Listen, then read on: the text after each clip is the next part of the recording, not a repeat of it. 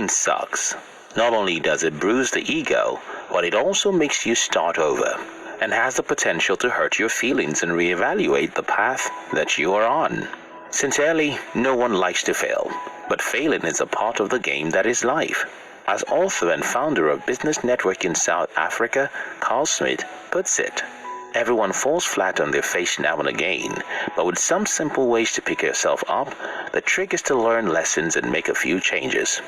In this video, I will share with you 9 steps to take you to start life again after failure.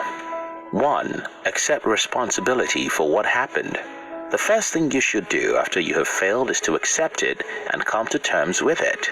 Don't ignore it, deny it, or hide it. Trying to ignore or deny the fact that you have encountered failure does not in any way reverse the situation. It only makes your bouncing back more challenging to occur. Understand that failure is an event that happens all the time, and accepting that you failed does not make you a failure. Although when it comes to failing, our egos are our own worst enemies. It never wants us to accept the fact that we are responsible for our failures. Passing the buck, however, is a sure recipe for disaster. Thus, you must endeavor never to blame others and hold them responsible for your failures. Instead, be accountable for your actions, choices, and decisions. In the words of a life coach at Hack Life, Angel Chernoff, your mistakes and failures should be your motivation, not your excuse. Owning your failure is the first step to rising from it. 2. Analyze the situation.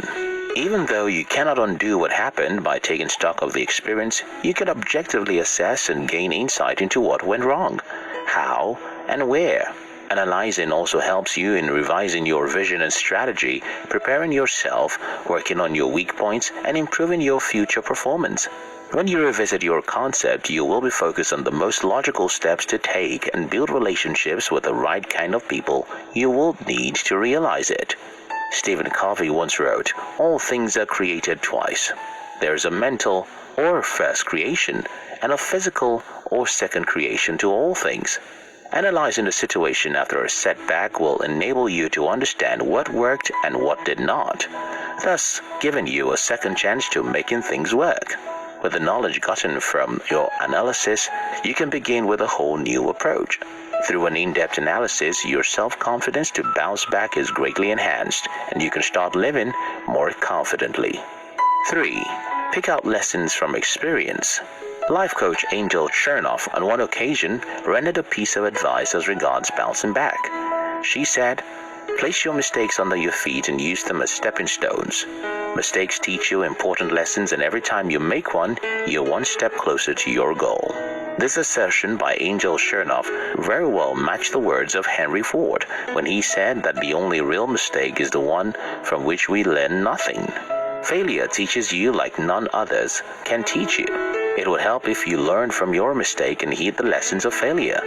As Bill Gates puts it, make the best of your mistakes, use your blunders as teaching moments, and craft a brand new game plan using what you learned. Embrace them, learn from them, and never repeat them. Identify your weaknesses, work on them, and turn them into your strength. 4. Separate yourself from your failures. Your failure isn't your identity. Just because you haven't found the right thread does not mean you have to wear the F label on your shirt. The fact that you did not get something right at the first attempt should not make you think lowly of yourself. The worst way to deal with failure is to take it to heart. Personalizing failure would only chip away at your self-esteem, because you'll think there's something about you that makes you fail when in reality, it's not about you. The fact remains that as long as an event has taken place, it cannot be undone. Complaining, sulking, and self-pity will never right the wrongs that have transpired. Thus, you ought to stop ruminating over it, rerunning it in your mind, and feeling sorry for yourself. Separate yourself from the failure you have encountered, else you will not be able to get back on your feet again. 5. Develop mental toughness to break from the past. It can feel indiscreet to sulk after a failure, but instead of spiraling to a pity party, getting more enthusiasm from your goal is a better deal. Although freeing yourself from the shame and hurt of the past may be a challenging thing to do, it is what you should do if you ever wanted to stand on your feet again. To make your mindset to become more resilient, you must continually tell yourself, I might not be able to go according to plan, but it's okay because things change. Setbacks should not dishearten or break you. Failure is not an end in itself, so you must never let it steal your confidence. Train yourself to take bad hits in life. Change your mindset about failure, because the quicker you can deal with failure, the quicker you are ready for success. 6. Build a positive mindset. Failure brings with it a dark cloud of negativity. You begin to question yourself and start to doubt your ability.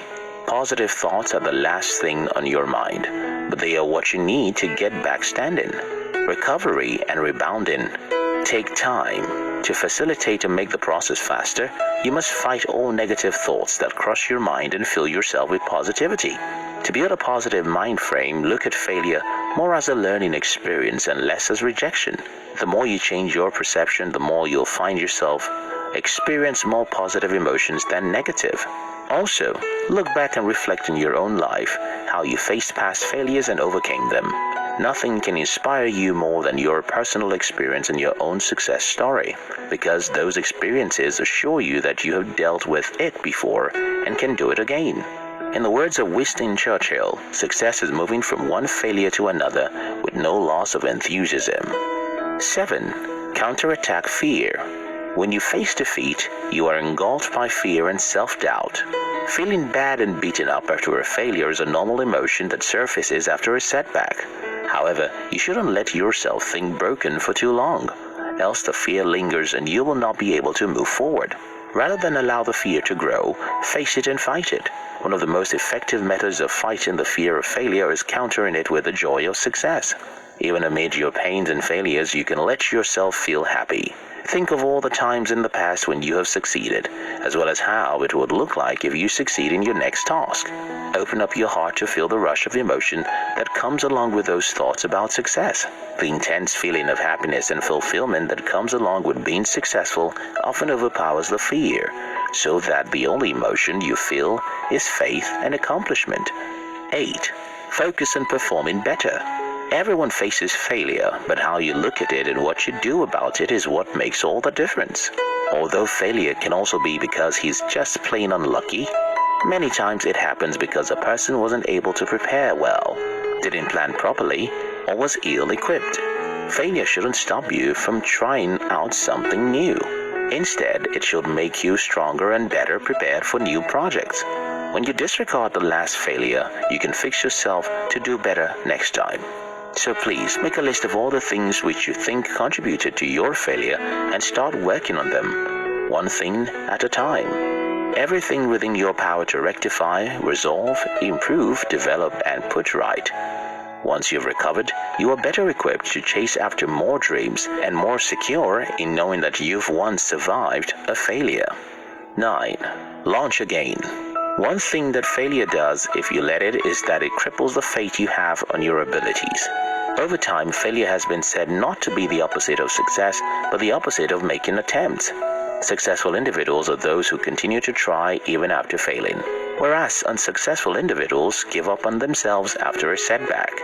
In the words of American author and former .com executive Seth Godin, the only thing worse than starting something and failing is not starting something. Don't let your failed projects and work consume you. Get back up and try again. In the words of South African anti-apartheid revolutionary and former President Nelson Mandela, the greatest glory in living lies not in never falling, but in rising every time we fall. Imagine if Harry Potter author J.K. Rowling hadn't pulled through and persisted with her vision. Consider if Thomas Edison relented in his quest. Would there have ever been Harry Potter, the bestseller book and movie, or the invention of the light bulb? Someone somewhere is hoping that your persistence will make their lives better.